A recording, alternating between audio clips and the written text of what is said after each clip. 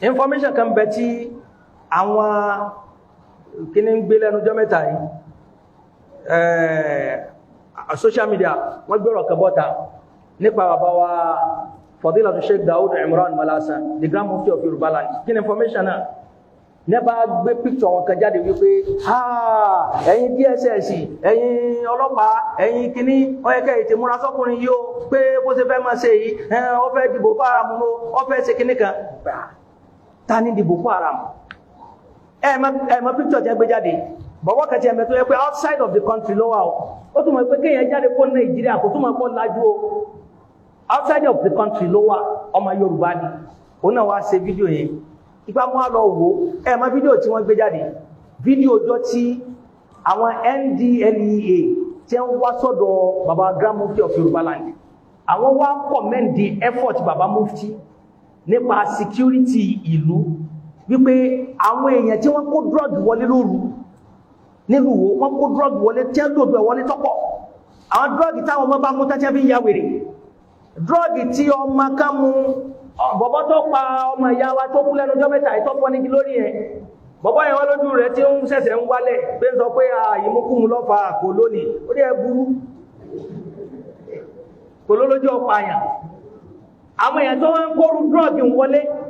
làwọn security al-Jaysh al-Islami tẹ́wọ́n bẹ lọ́dà bàbá Mufti wọ́n wá arrest mọ́tò yẹn lóru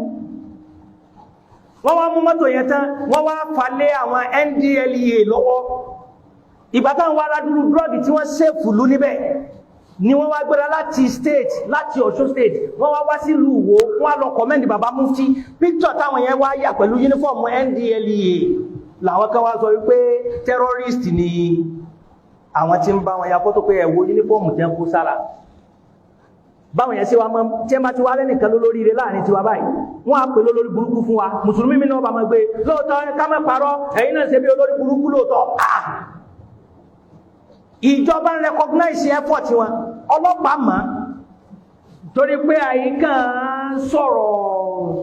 tanyanyan ni ní àwùjọ wa ń bí ní ọ̀fà ń bí nísàlẹ̀ yìí níbí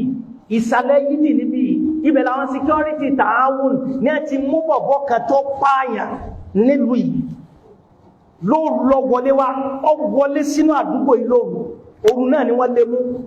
ọsá ọdá àwọn láàmú àmọ́ padà mú wọ́n sì fà lọ́lọ́pàá lọ́wọ́ ọpá àyàn torí ọmọ kan tí wọ́n ti wárí ní sáìdì ọ̀nà ìpẹ́ mọ́ kìnnìkan ọmọ yẹn wọ́n wárí ìgbà wọn wá padà tẹ̀sí òkú ọmọ yẹn wọ́n padà dénú létí bọ̀bọ̀ yẹn gbé wọ́n rí pé ojú ibi tó sin ọmọ sí ni kì í sọ̀rọ̀ tó gbò pé ibi tó sin ọmọ sí ni èkejì ọbẹ̀ brọ́dà rẹ̀ lápá sì gé bọ́lẹ̀ ọwá sálọ nílùú lẹ́yìn àìmọye àsìkò tó ti sálọ nílùú ọwá dọ́gbọ́n pọ̀lú ọ̀fà ìwà padà ọwá gbọ́nà sàlẹ̀ yìí bí àwọn tààwọn security wọ́n wá mú lóòrùn yẹn wọ́n sì tó bá kò kan lọ́wọ́ rẹ̀ àbí nǹkan tí ń gbé lọ níjọ́ náà